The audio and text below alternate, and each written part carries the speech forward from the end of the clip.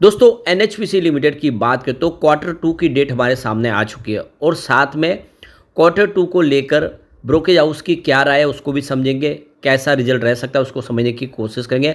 Antique broking ने इसकी अपनी राय दी है। इसके अलावा यहाँ पे देखें तो वेंचुरा कैपिटल की तरफ से बहुत ही ज़बरदस्त टारगेट निकल के आए, यानी यूँ कह सकते हैं कि लगभग इस लेवल से इन्वेस्टमेंट डबल होने की संभावना बन रही है। तो क्या इस समय ग्रीन एनर्जी सेक्टर के इस मजबूत खिलाड़ी में दाव लगाना चाहिए, क्योंकि कंपनी नवरत्न बन चुकी है और आप देख ही सकते हो ये सरकारी कंपनी जो हाइड्रो इलेक्ट्रिक पावर प्लांट की शुरुआत की थी, लेकिन अब सोलर सेक्टर में तेज़ी से अपने कारोबार को आगे बढ़ा रही है और आने वाले समय इसका ग्रीन एनर्जी का अलग से आईपीओ भी आ सकता है। तो क्या इस समय निवेश करना चाहिए, जानने की कोशिश करेंगे इस वीडियो के माध्यम से। लेकिन फ्रेंड्स उससे पहले अगर आप पहली बार हमारे चैनल पे आए तो चैनल को सब्सक्राइब कर दीजिए, एक बेल आइकॉन दबा दीजिए ताकि जब भी नया वीडियो बने पहला नोटिफिकेशन आपको मिले। वीडियो पसंद आए तो लाइक से ज़रूर कीजिए। चलो फ्रेंड्स वीडियो स्टार्ट करते हैं। मैं हूँ आपका दोस्त एस बी दवे और हमारे अपने चैनल ऑनलाइन कमाई में आपका बहुत बहुत स्वागत है। सबसे पहले फ्राइडे के कारोबार की बात कर ले तो स्टॉक की शुरुआत तो निगेटिव हुई 90.62 पर। देख सकते हो कि गुरुवार की क्लोजिंग 90.81 के आसपास थी। इंट्राडे में 90 का लो भी बना, लेकिन निचले लेवल से खरीदारी आई अच्छी खासी और 91.25 का हाई बना। अंत में क्लोजिंग 90.92 के आसपास है, जहाँ पे 0.12% की हल्की सी तेज़ी देखने को मिली, या यूँ कह सकते हैं कि फ्लैट क्लोजिंग देखने को मिली।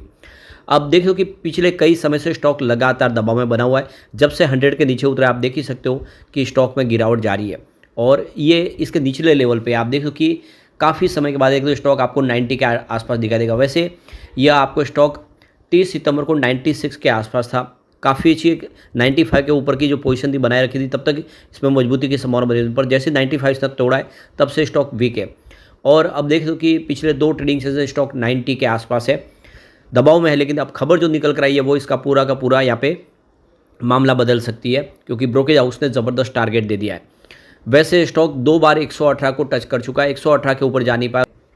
तो कंपनी ने अपने क्वार्टर टू की तैयारी कर ली है। देख सकते हो कंपनी 7 नवंबर को अपना क्वार्टर टू का रिजल्ट पेश करने जा रही है और एंटिक ब्रोकिंग ने यहाँ पे देख सकते हो कि इसको लेकर अंदाज़ा लगाया। उनका कहना है कि इस बार जो क्वार्टर टू का रिजल्ट है उसमें जो सिक्किम में फ्लूड्स आया था उसका कुछ निगेटिव असर देखने को मिल सकता है।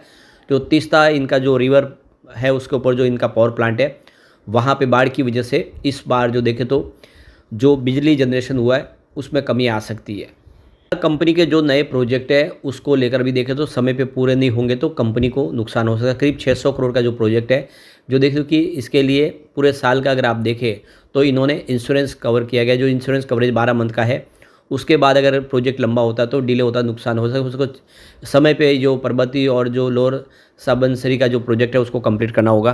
तो यहाँ पे एंटिक ब्रोकिंग ने जो अंदाज़ा लगाया उनके हिसाब से इस बार जो कंपनी का रिवेन्यू 3077.80 करोड़ के आसपास रह सकता है, जिसमें 5% की वृद्धि देखने को मिल सकती है क्वार्टर वन के मुकाबले। क्वार्टर वन में जो रिवेन्यू था 2931.3 करोड़ के आसपास था।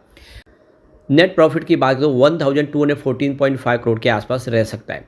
कोटक सिक्योरिटीज़ की तरफ से देखें तो यहाँ पे उनका कहना है कि जो पावर जनरेशन है उसमें 8.5% की डिक्लाइन देखने को मिल सकती है और देख सकते हो कि यहाँ पे 4.5% ईयर ऑन बेसिस पे ड्रॉप देखने को मिल सकता है, जिससे इस बार जो रिजल्ट है उसमें उसका निगेटिव असर देखने को मिल सकता है। तो इस बार रिजल्ट है उसमें प्रॉफिट में कमी आ सकती है।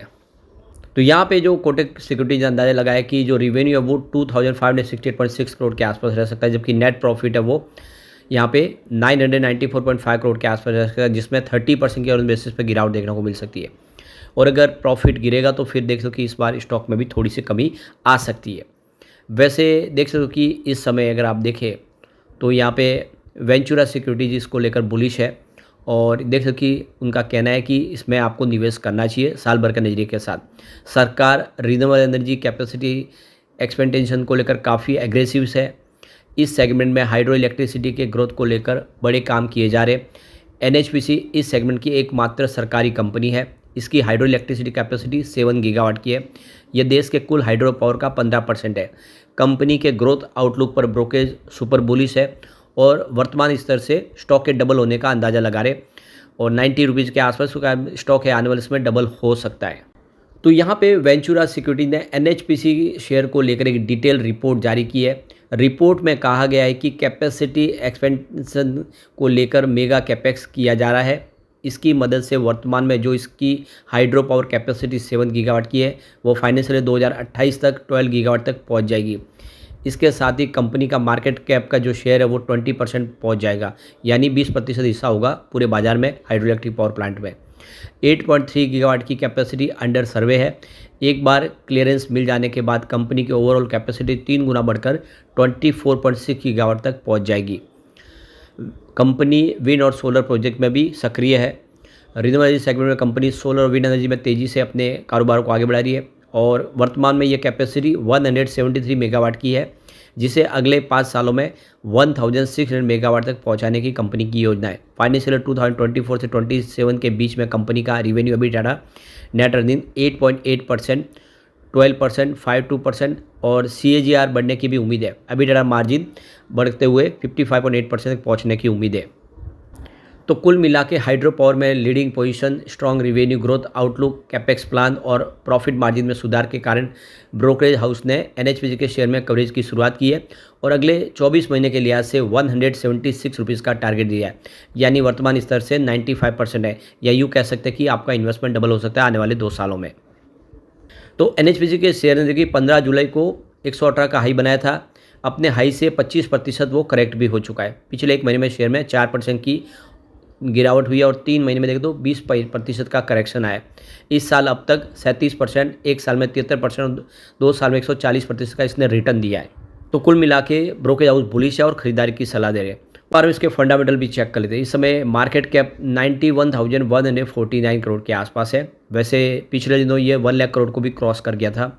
इसका पी रेशियो 25.21 है, जो काफ़ी अच्छी बात है। पी रेशियो महंगा नहीं है। इसका पीबी रेशियो 2.36 का है। इंडस्ट्रीज पी रेशियो 26.49 है, यानी इंडस्ट्रीज़ के पी रेशियो के मुकाबले इसका पी रेशियो अभी कम ही है। डेट टू इक्विटी रेशियो भी बहुत ही कम है, 0.84 के आसपास है।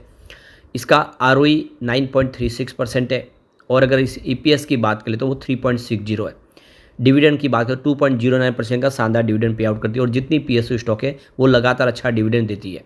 बुक वैल्यू इसकी 38.53 है। उस हिसाब से देख लो कि स्टॉक बिल्कुल महंगा नहीं है। इसकी फेस वैल्यू 10 है।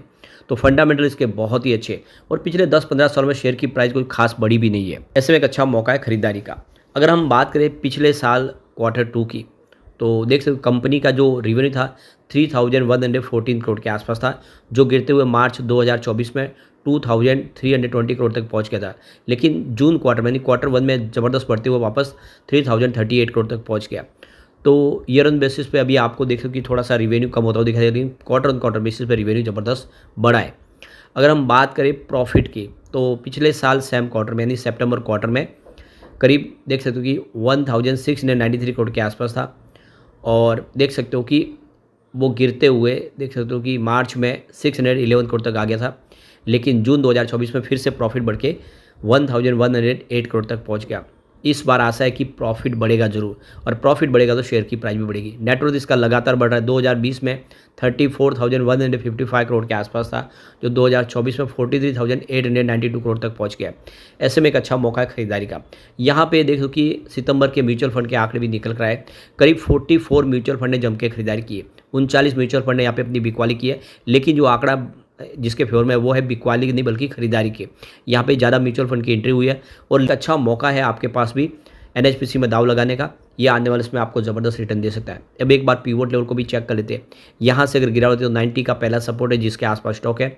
सेकंड सपोर्ट 88 का है। ये टूट गया तो स्टॉक आपको 85 तक जाता हुआ दिखाई देगा और ये तभी पॉसिबल है जब बाजार में काफ़ी बड़ी गिरावट हो। अब पॉजिटिव माहौल बना तो 95 का फर्स्ट रेजिस्टेंस है, इसको पार करते स्टॉक आपको 98 तक जाता हुआ दिखाई देगा। तीसरा रेजिस्टेंस 101 के आसपास है और एक बार 100 को फिर क्रॉस किया तो एक बार नई तेज़ी शुरू हो सकती है। ऐसे में निवेश करना चाहिए, लेकिन आप अगर फ्रेश निवेश करना है तो एक बार 100 के टारगेट को टच होने दें, उसके बाद में ही निवेश के बारे में सोचें, जब तक 100 के नीचे दबाव बना रहेगा। लेकिन फ्रेंड्स, कोई भी इन्वेस्टमेंट करने से पहले अपने फाइनेंशियल एडवाइस भी ले ले या अपना खुद का रिसर्च करें, क्योंकि हमारे वीडियो आपके एजुकेशनल पर्पज़ के लिए ही बनाए। वीडियो पसंद आए तो लाइक से जरूर कीजिए और चैनल को सब्सक्राइब कर दीजिए। Thank you friends.